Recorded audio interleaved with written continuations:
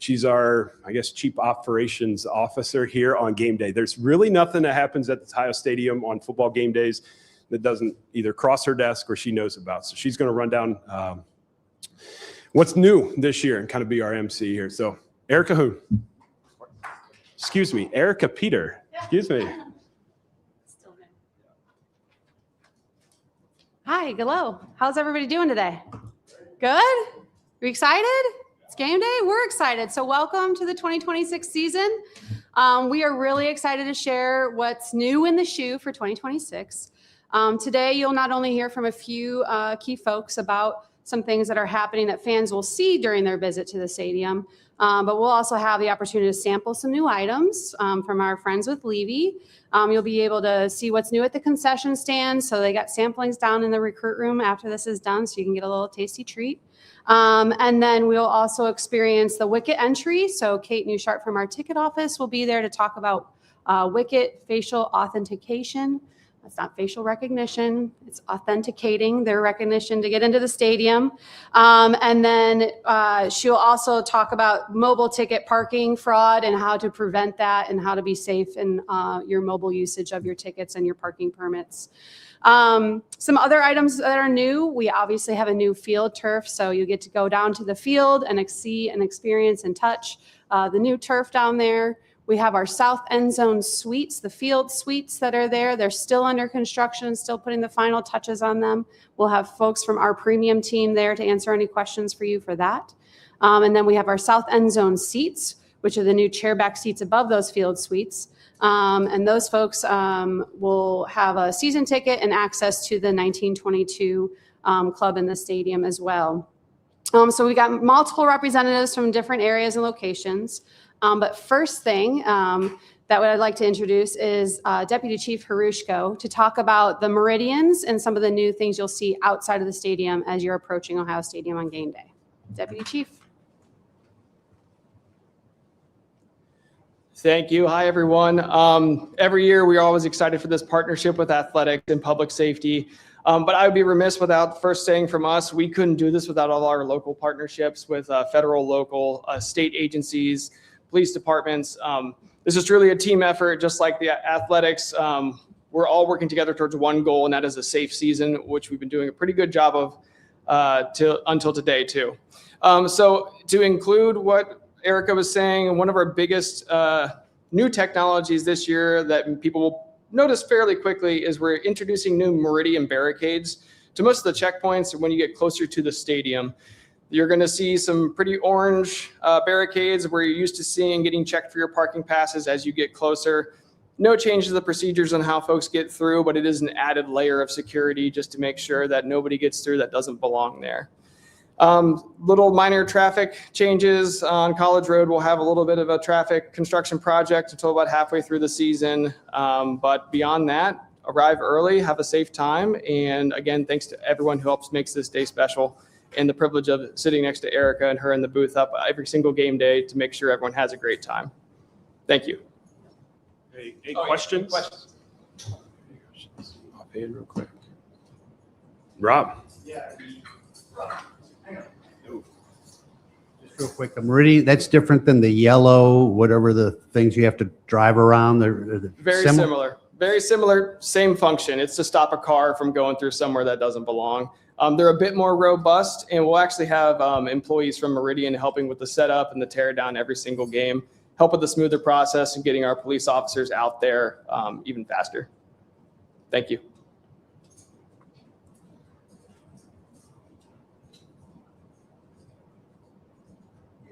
Question about Woody Hayes cutting the traffic coming in from the west. Is there a certain time each game that people should plan that's not going to be open to go across the north part of the stadium? 4 hours before kick is our general rule when we go into the full traffic pattern. And yeah, the Woody Hayes closure is in effect, so cars can't get through there. It's about our third or fourth year doing that now. So I think most people are aware of that change, but yeah, good question. Anyone else? We got one more over here on the right. All right, we're good. That'd be Chief Horujko, thank you. And I know a couple folks just came in. We are recording this press conference, so if you need it, connect with me afterwards. We'll get you a recording of this press conference.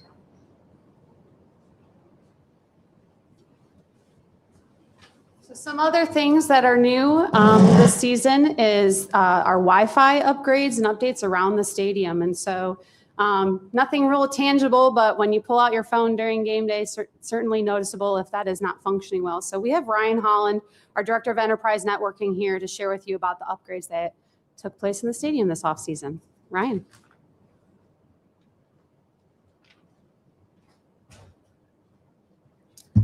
Hi there.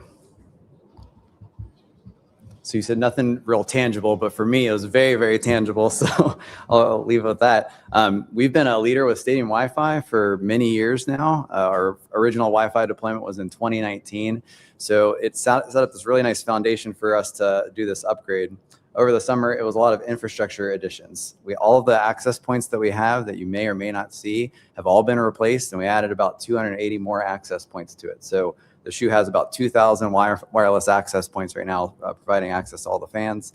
A lot of that coverage expansion happened in the bowls. When you're looking at the rails, you might see the Block O enclosures that might be on some of those railings inside our wireless access points. When we replaced those, they're now shooting wireless signal into the stands from the sides, which is different than what we were doing before. And in some of the larger sections, you might see underneath the seats some more access points to make sure that there's no coverage gaps in between. So a lot better coverage on the in the bowl especially. But all of our access points that we installed have an additional radio in them. So that means immediately we're doubling the capacity inside of the Wi-Fi network for the Ohio Stadium. So huge major advancement on that. It uses a lot of special technology. Won't bore you with the technical details, but we are advancing 2 wireless generations of technology with this implementation. And you can't have a conversation about IT without AI being involved. There is AI elements to the network operations. So there's some self-healing and some adaptation that can happen as you get hundreds of thousands of people coming into the shoe. What that means for fans is a lot more stable and a consistent experience across the board. From the moment they scan mobile tickets at the gates, they should be able to stay connected throughout the concourse all the way to their seats, have a better experience while they're messaging families and friends, sharing photos and videos, and all that should be much more smooth than it has been in the past. We've got some early results from our testing over the summer. We had a few events, the Buckeye Country Superfest and AC/DC concerts. Both gave us a little bit of a sampling of what the network's going to look like. And we had all positive results about this. Very confident in going into the new football season, but obviously a full football crowd is going to be the true testament to this implementation. So really looking forward to fans gravitating to the OSU fan Wi-Fi network that we have. Get on there, get some data, share your experiences. But like it was said before, a lot of this stuff is a very collaborative effort. And I want to thank the athletics IT group and our facilities design and construction teams at OSU for all their guidance and wisdom. We have a lot of partners with HPE Networks, Peer Group, LPV Professionals, Pepper Construction, and Osborne Engineering, all of them, all the efforts that they did with planning and engineering. And of course, to my own team, I got a shout out to their technical leadership through this whole project, seeing it end to end in a very, very condensed timeline. So thank you. Thanks for letting me nerd out with some Wi-Fi. If you have any questions, happy to take those now. Any questions? Well, good, Ryan. Thank you. Thanks.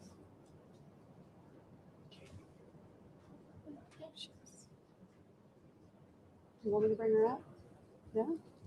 All right, and last but certainly not least, we have Kate Nushart, who is our assistant AD for ticketing. She's going to speak to you about wicket entry and ticket safety.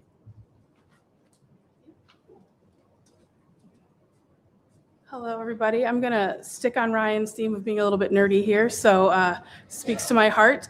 I'm going to hit on a little bit of mobile ticket and parking safety first, and then we'll go into the express entry, and Wicket is our partner in that environment. So one of the changes that we made over the summer is to use the Ticketmaster technology that's called in-app, which reduces visibility of the moving barcodes. What we had seen, not only us, but other venues of our size, is that with the moving barcodes, the dynamic barcodes previously, there were still bad actors out there who were doing their best in trying to stay 2 steps ahead of us or other venues in recreating that dynamic barcode technology. So the next iteration of security here is that those moving barcodes will not be visible in accounts until 48 hours prior to any event. And that's across the board for all athletics events, starting with football. That doesn't mean that they can't see their tickets until 48 hours before the game. They can add their tickets to their mobile wallets, which is what we encourage anyways for better access on game days at any point as soon as their tickets are paid. So the access to their tickets is not being removed any earlier, but we are adding a layer of protection for specifically that dynamic moving barcode. That will not be visible until 48 hours before the game. So that's a change we've made. We've communicated that out to our season ticket holders. And like I said, we do encourage fans to use their mobile phone wallets instead, because that provides a more seamless entry into the stadium anyways. But if they do prefer to use those barcodes, it will be that 48-hour timeline. The other change we made there, if you all have parking passes for football, we were still using QR code technology on those parking passes previously.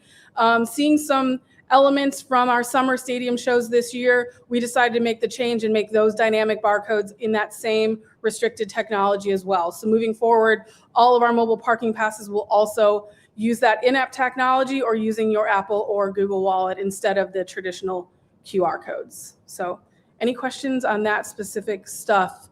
Not a huge change for fans, but something that they'll want to be aware of if they are used to using those those moving barcodes or QR codes. Okay.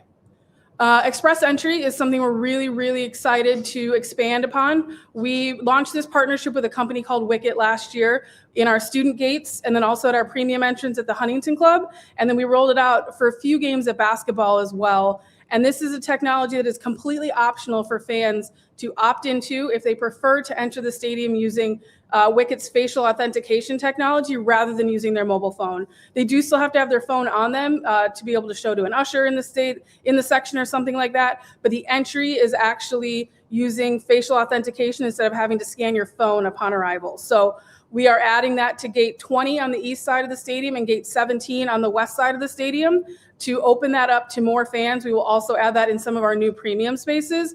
But the idea there is really to come up with another option to really try to expedite ingress and expedite that process for fans to get into the stadium. We spend a lot of time looking at when and how and where fans are entering the stadium on game days. And this is kind of that next iteration of technology if fans want a quicker option to enter using their face instead of their phone.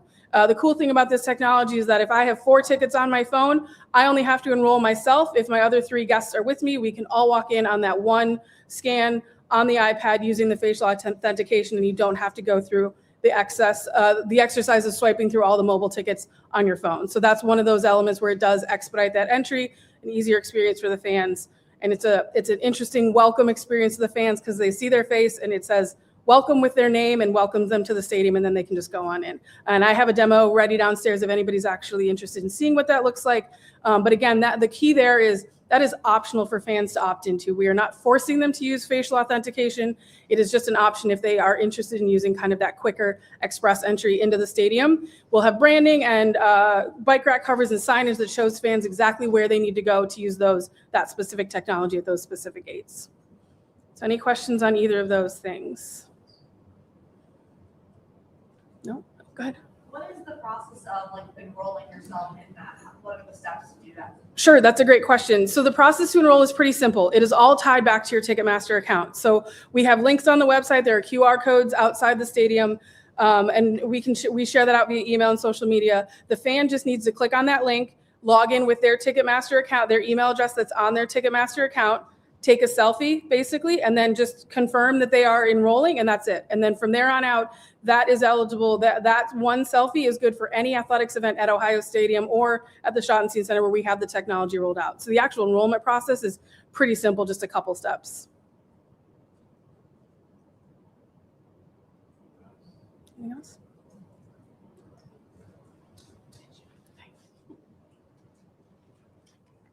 All right, thank you, Kate. So as I mentioned at the beginning of this, we have people staged and set up everywhere. As Kate mentioned, she'll be down on the second level to do a demo, if you wish, of that Wicket technology. Our friends with Levy have some samples and everything, so we know we have you during the lunch hour. So feel free to check out all the new items from our concession stands. Chef will be available and some other Levy staff will be available for questions there as well. And then down on the field, we'll have Mike Penner and some other staff members available for questions about the field. the field suites, the south end zone seats, and we'll also have the video boards up and running because we got new ribbon boards and a north board in the stadium. So they'll have those up and displayed so you can see all those fun, shiny new things. Any questions?